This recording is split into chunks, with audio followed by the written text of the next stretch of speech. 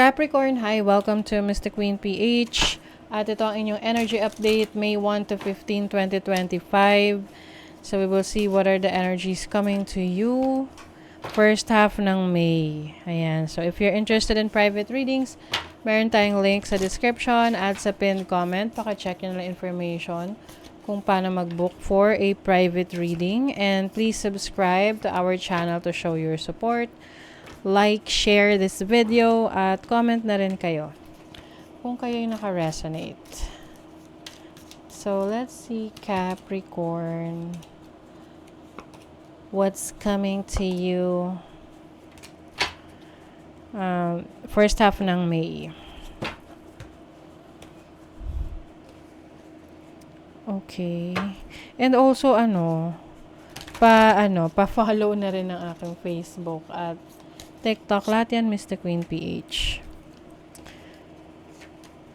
Alright. Let's see, Capricorn. Kumusta kayo, Capricorn? Okay, Capricorn. Uy, 4th house. Pluto. Sagittarius. Pluto is the planet of transformation, endings, new beginnings. Sagittarius is about freedom. You also have the 4th house, which is your family, home life. So, maaring meron ditong paglipat ng bahay, paglipat ng lugar na madalas nyong puntahan. Like example, trabaho, 'di ba? Yan yung lagi mong pinupuntahan or you are working there. So, parang may pagbabago dyan. Pagbabago ng company that you are working for. Yung iba naman, career path. Pwedeng, may transition like from corporate office job to home-based. Work from home setup.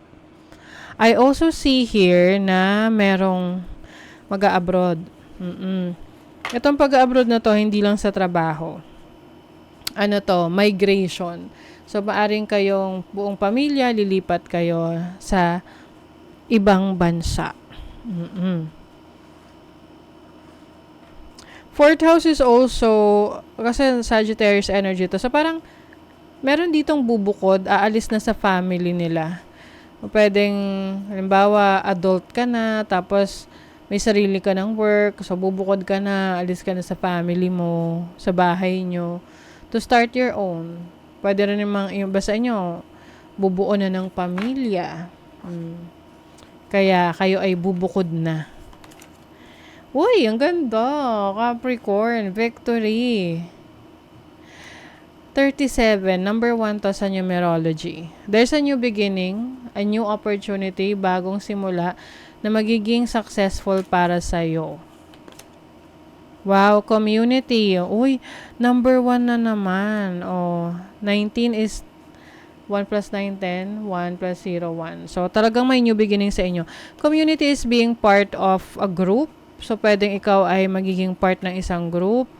Magiging successful yung group work na yan. Yung iba naman sa inyo, makikilala kayo. Like, pwedeng you are into social media, content creation, nasa internet ka, so any job or career related to internet or social media, content creation, ayan, maaring ito ay magiging successful for you. And then you have rest. Taking a rest, taking a break as well. So, maari ring may time ka for yourself to have a break. Kailangan naman talaga yan, lalo na sa mga hardworking Capricorns. It really helps you to recover, rejuvenate. So kung kailangan mo magpahinga, wag ka mag-guilty, 'di ba? Iba kasi nagiguilty pag nagpapahinga sila. Deserve mo 'yon, lalo na if you've been working so hard. You have the Knight of Swords, the Empress. Oh, yung ganda. 3 of Wands. Wow! Congratulations, Capricorn. You have the King of Swords, the Knight of Swords. So, maaring meron kang importanteng kakausapin, no? Ngayong first half ng May, na meron tong magandang maidudulot sa'yo. Pwedeng ito ay mentorship or someone who will help you sa business, sa trabaho mo, or sa pag-abroad mo. Pwedeng ikaw ay may parang may magsusponsor sa'yo or someone na tutulong sa'yo na mag-process ng visa or ng application mo sa ibang bansa. There's growth, no? May pag-unlad. Kung ano tong nasimulan mo, kailangan kasi mas maging yung aggressive in a good way, no? Yung parang mas persevering, mas action-oriented, maagap, masikap para mas maging successful ka at makuha mo yung goals mo. With the Four of Swords, you are healing. You are healing from your past. This can be past trauma, past relationships, or disappointment sa buhay mo. With the Hanged Man, I think may nagbabago na sa iyong mindset ngayon. May mga nare-realize ka of the things na sana pala ginawa mo or sana pala hindi mo nagawa or ginawa. Na yung realization na yon, pinaprocess mo yun sa sarili mo to finally forgive yourself.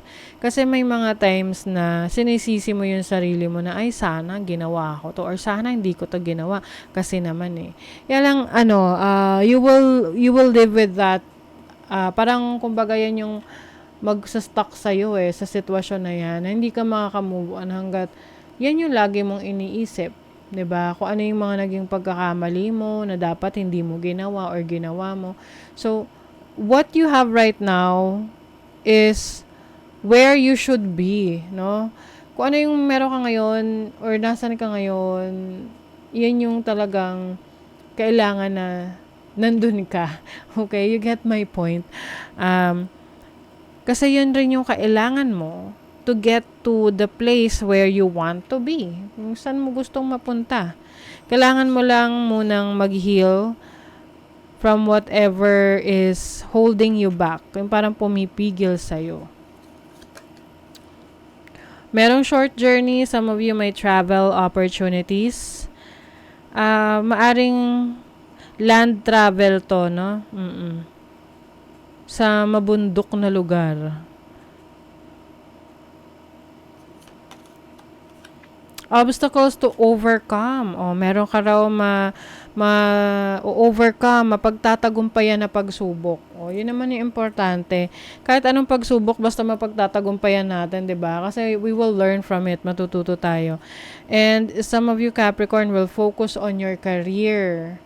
Pagpapalakas ng inyong trabaho, career, ano man tong source of income nyo or ano man tong pinagkakaabalahan ninyo. Some of you are going to deal with someone na maputi or you are dealing with a foreigner. Na babae. Yan. Pwede ring asawa mo to or meron siyang important role sa buhay mo. Fair man o maputi ulit. Dealings relationship with a man with blonde, gray, or white hair.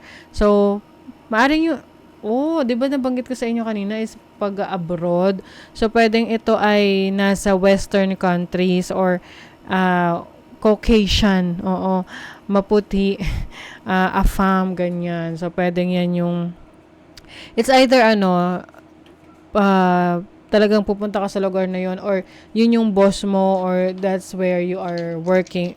Yun yung katrabaho mo. Pwedeng online. Okay, ano tong short journey na to? 9th house, sa abroad talaga. Parang short journey, so siguro lang to, within, kung sa malapit na country, neighboring country. Obstacles to overcome. So, meron ka ma-overcome na problema, challenge pagdating sa finances mo, sa kaperahan mo. Career, 8th house. Merong change sa career. Something is ending. Merong nagsisimula. May nagtatapos, may magsisimula na bagong opportunity. Yeah, I think ito yung mga taong makakasama mo. Pwedeng ito yung business partner mo or someone na nag-i-invest sa'yo, sa business mo, Or pwedeng boss mo ito, no? Yung iba sa inyo, foreigner yung inyong boss. Or business partner. Turn your worry into wonder, surrender to the experience. What possibilities can you dream into reality? Oh my God. Capricorn, yung pag-aalala mo daw ay gawin mo or i-transform mo siya into ano ba yung wonder? Parang you imagine kung ano yung mga posibilidad, no? Imagining the possibilities. Surrender to the experience, no? Ano yung matututunan mo dito sa challenge na to? Instead na mag-alala ka dahil meron kang pagsubok, 'di ba? So, that is your reading, Capricorn. Thank you so much. See you again.